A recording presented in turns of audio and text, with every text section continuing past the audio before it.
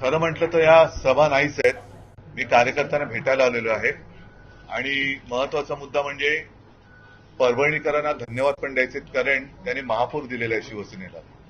त्याच्यामुळे परभणीकरांना धन्यवाद पण द्यायचे आणि त्याच सोबतीनं तुम्ही बघत असाल की कालपासून ज्या माझ्या कार्यकर्त्यांच्या बैठका झाल्या त्यात मी कार्यकर्त्यांची आणि लोकसभेला ज्यांनी शिवसेनेच्या महाविकास आघाडीच्या खासदारांना मतदान करून विजयी केलं होतं त्या सगळ्यांची क्षमा मागण्यासाठी आलेलो आहे. परंतु एका गोष्टीचा मला नक्की अभिमान आहे की काही गोष्टींना एक विचित्र पार्श्वभूमी असते. तशी विशेषतः परभणी आणि हिंगोलीमध्ये एक अशी आहे की इथून जे निवडून दिले जातात ते कालांतराने गद्दारी करतात, पण तरीही इथले शिवसैनिक आणि मतदार हे कायम शिवसेनेसोबत राहिलेले आहेत आणि मला खात्री आहे ते यापुढे सुद्धा राहतील.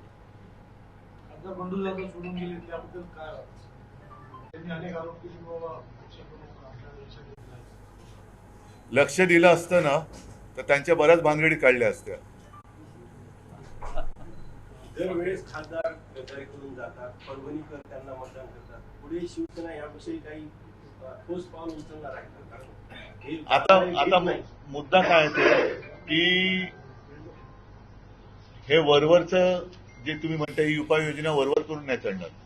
गद्दारीच्या मुळावर गाव घातला पाहिजे आणि जे गद्दार शिरोमणी बसलेत तिकडे मुंबईत निंदे सेना, त्यांचे सगळे उमेदवार लोकांनी ठरवून आता पाडले पाहिजेत. आणि गद्दारीची कीड ही महाराष्ट्र पोखरते. त्या किडीला वेळेत जर का आपण चिरडलं नाही तर मग महाराष्ट्र वाचणार नाही, देश वाचणार नाही. मागच्या वेळेस सभेच्या वेळेस मला आता थोडं बैठकीत बोलायला ठेवा ना मुद्दे शिल्लक. सभेमध्ये शपथ घेतली होती साहेब की तुम्हाला सोडणार नाही, पण तरी त्यांनी सोडलं. आता ज्यांनी शपथ घेतली त्यांना त्या शपथेची चुकी म्हणजे काय, शपथ मोडल्याचे दुष्परिणाम, ती जी काय शक्ती आहे ती देईल. आम्ही फक्त आणि फक्त निधीसाठी पक्षांतर केलेलं आहे. खाजगी प्रायव्हेट फंड पक्षांतर ह्याच्यासाठी गेले की आम्हाला निधी भेटत. हा, मग त्यांना निधीसाठीच ते गेलेत, खाजगी निधीसाठी.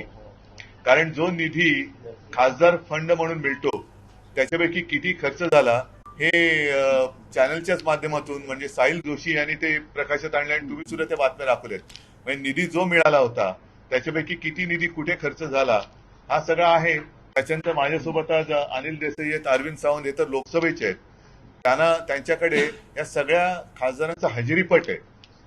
किती वेळा तुम्ही आपल्या मतदारसंघाच्या विकासासाठी तिकडे तोंड उघडलं, किती वेळा तिथे संबंधित मंत्र्यांकडे किंवा इतर ठिकाणी जाऊन तुम्ही बोललात, विषय मांडलेत, ह्याचा सगळा आढावा आहे. अंतर्गत गटबाजी सुद्धा कारण असल्याचं खासदारांकडून बोललं जात आहे. अंतर्गत गटबाजी ही मला तशी कुठे काय वाटत नाही, पण तशी ही प्रत्येक ठिकाणी दिसते. म्हणजे काल सूरज मी म्हटलं की हे ऑपरेशन टायगर त्यांनी नाव दिलं, पण ऑपरेशन देवेंद्र आहे का? तरी भाजपातली अंतर्गत गटबाजी सुद्धा त्याच्यामध्ये असू शकते की कोणाला तरी देवेंद्रला दिल्लीत येऊन द्यायचं नसेल. त्यांना असं वाटत असेल की देवेंद्र दिल्लीत आले तर त्यांचा पंतप्रधान पदाची जी त्यांची संधी ती हुकेल म्हणून त्यांना इथेच गुंतवून ठेवायचं किंवा इथेच संपवून टाकायचं. म्हणून ही भाजपातली अंतर्गत गटबाजी सुद्धा असू शकते. विमान प्रवासानंतर आपली आणि देवेंद्रजीची प्रवासात विमान प्रवास सोबत झाला त्यातले त्या बोलण्यामध्ये जे काही ठरलं ते येत्या काही दिवसात कळेल. दुसरी एक बाब आहे की 14 ते 19 जे आहे ते भाजप महायुती सरकार होतं आणि आता जे आहे या काळामध्ये मराठवाड्यामध्ये पूर्ण असंतोष आहे. 14 ते 19 मध्ये मराठा आरक्षण असेल, आता या काळामध्ये संतोष देशमुख खून प्रकरण असेल किंवा आता हे खासदार फुटीनंतर मराठवाड्याच्या विकासाविषयी काहीच होत नाही. या महायुतीच्या काळामध्ये जेवढं होईल तेवढं मराठवाड्यावर अन्याय आणि असंतोष कसा राहील. बघा, मी तसं बघितलं तर देशातल्या कोणत्या राज्यामध्ये संतोष आहे? कोणत्याच राज्यात नाहीये. आणि मी ज्या वेळेला मला मुख्यमंत्री पदाची जबाबदारी स्वीकारावी लागली होती त्या 2.5 वर्षाच्या काळात माझ्याकडनं जे काय करता येणं शक्य होतं ते मी करण्याचा प्रयत्न केला आणि करत होतो. दुर्दैवाने सरकार पाडलं गेलं गद्दारी करून.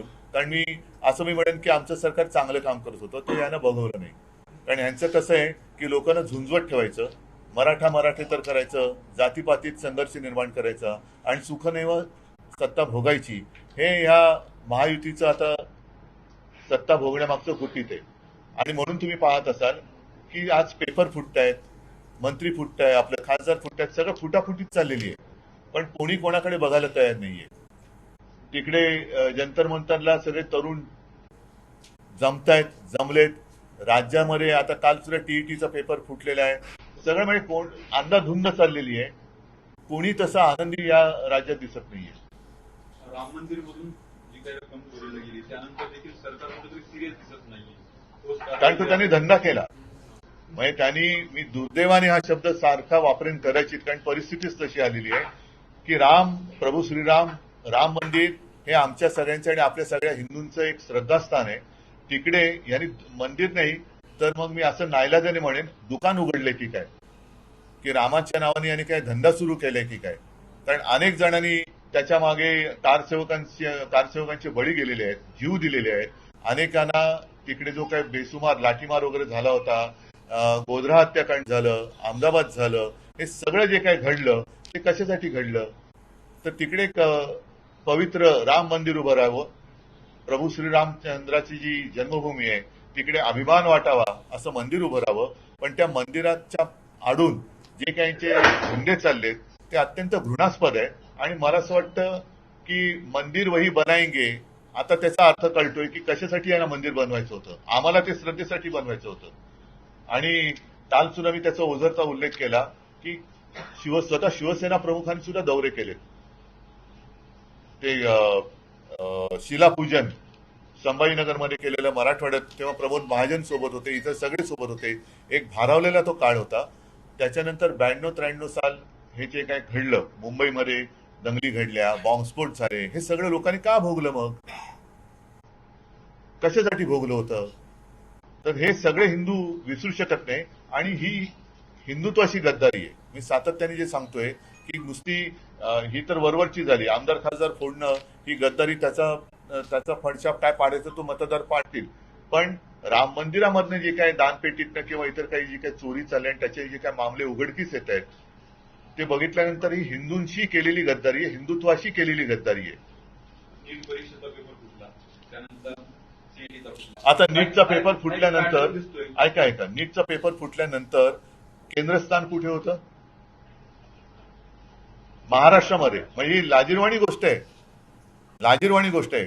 आणि हे सगळेच्या सगळे जे पकडले गेले ते जे काही मी तुमच्याच माध्यमातून ऐकलं, पाहिलं, वाचलं, हे कोणत्या परिवाराशी संबंधित होते, काय झालं, त्यांची आता नावं पण कोणाला माहिती नाहीये, नावं पण विसरले. पुढे काय केलं त्यांच्यावरती कारवाई म्हणून काय केलं, नुसतं आतमध्ये टाकले. पण मला 100% माहिती आहे की ते एका विशिष्ट परिवाराशी जर ते संबंधित असतील, जे मी प्रसार माध्यमातून पाहिलं आणि वाचलं, तर हे विनासाहेब बाहेर पडतील आणि पुन्हा हे पेपर फोडायला मोकळे.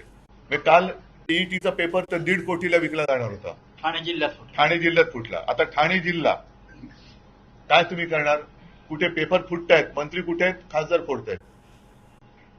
महाविकास आघाडीमध्ये परभणीमध्ये विधान परिषदेच्या निवडणुकीमध्ये काँग्रेसचा उमेदवार पडला. उबाठा नाही, उद्धव बाळासाहेब ठाकरे. कारण ज्यांच्या घशात बाठा अडकतो बाळासाहेबांचं नाव घ्यायला ते उबाठा म्हणतात. तर ते उद्धव बाळासाहेब ठाकरे, बाळासाहेब हे नाव असं घेऊ शकत नाहीत. बाळासाहेबांचे जे विचार मानतात त्यांच्या घशात बाळासाहेबांचं नाव घेताना बाठा अडकायचं कारण नाहीये. आणि ज्यांच्या घशात बाठा अडकतो त्यांना त्यांचं ऑपरेशन केलं पाहिजे. विधान परिषदेच्या निवडणुकीमध्ये कारण हे बहुतेक सगळे एसनशी आहेत ना, ते असं म्हणतात. एसनशी गट जो आहे गद्दार, एसनशी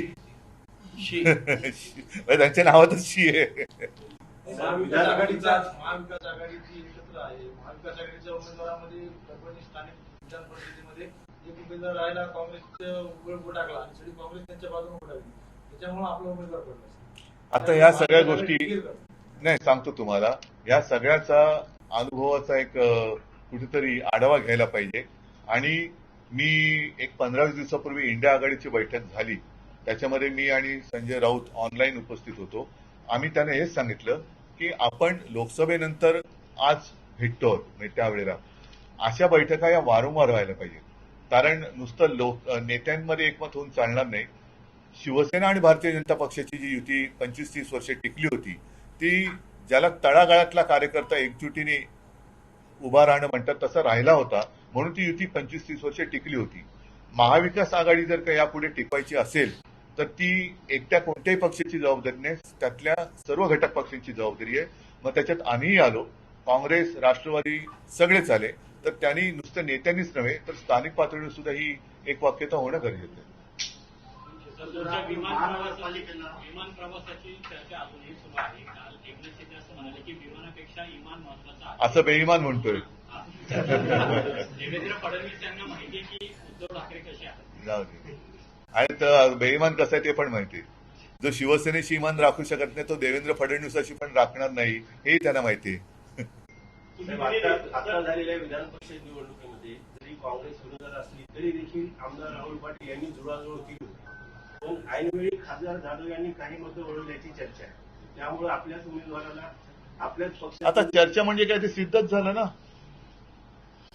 सर तुम्ही देखील कर्जमाफी आणि या कर्जमाफी काय फरक? आपण दिलेले आपल्या सरकारने दिलेली कर्जमाफी आणि आत्ताच्या यांनी दिलेली कर्जमाफी पहिलं म्हणजे शब्दात फरक आहे. मी कर्जमुक्ती दिली होती आणि कर्जमाफी म्हटले, कारण मी माफी शब्द शेतकऱ्यांसाठी वापरू शकत नाही. माफी ही गुन्हेगाराला दिली जाते, शेतकऱ्याला नाही. शेतकरी हा आपला अन्नदाता आहे, त्याच्यामुळे त्याचं जे एक ऋण आहे आपल्यावर त्यातून आपण मुक्त होऊ शकत नाही. या भावनेतनं मी केलेली ती कर्जमुक्ती होती. आणि मला माहिती आहे की संपूर्ण काही मी समाधान कोणीच देऊ शकत नाही, पण कोणती अट शर्त वगैरे न टाकता ज्यांचं थकीत कर्ज 2 लाखापर्यंत पीक कर्ज होतं त्या सगळ्यांना मी कर्जमुक्त केलं होतं. आपण सगळे त्याला साक्षी आहात. 2च वेळा फक्त ते आपले सेवा केंद्र का काय आहे तिकडे गेल्यानंतर ते हे केल्यानंतर थेट त्याच्या खात्यात पैसे गोळा झाले होते. नाईलाजाने काय झालं की करोना सुरू झाला आणि नियमित कर्ज परतफेड करणारे जे शेतकरी होते त्यांना आम्ही प्रोत्साहनपर 50,000 रुपये जे देणं जाहीर केलं होतं ते देऊ शकलो नव्हतो. ते द्यायला सुरुवात केली आणि आमचं सरकार पाडलं गेलं. मंत्री चंद्रकांत पाटलांनी विश्वास नांगरे पाटलांचे शाखेमध्ये जावं असं आवाहन केलं आहे. शाखेवर 3 वेळा बंदी आणायचा प्रयत्न केला, ती देशद्रोही संघटना नाही असं देखील त्यांनी म्हटलेलं आहे. कोणी? चंद्रकांत पाटील यांनी. विश्वास नांगरे पाटील गेले होते. चंद्रकांत पाटील यांनी विश्वास नांगरे यांचं समर्थन केलं आहे शाखेमध्ये जाण्याचं. हे करताना त्यांनी असं सांगितलंय की संघावर 3 वेळा बंदी आणायचा प्रयत्न केला, ही देशद्रोही संघटना नाही, नागरिकांनी शाखेमध्ये जावं. पण मग नांगरे पाटलांनी शिवसेनेच्याही शाखेत यावं.